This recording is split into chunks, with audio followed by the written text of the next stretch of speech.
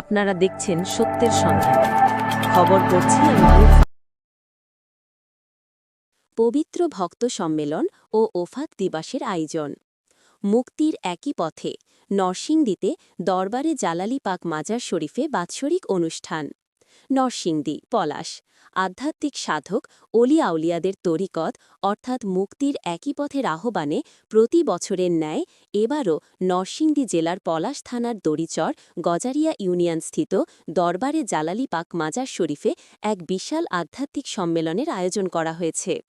মূলত মুর্শিদ বাবাজান শাহ সুফি ইঞ্জিনিয়ার মোহাম্মদ ইবনে কাশিম সিদ্দিকী হজরত দয়াল বাবা লিটন শাহ এর স্মরণে এই পবিত্র বাৎসরিক ভক্ত সম্মেলন ও ওফাত দিবস পালিত হবে।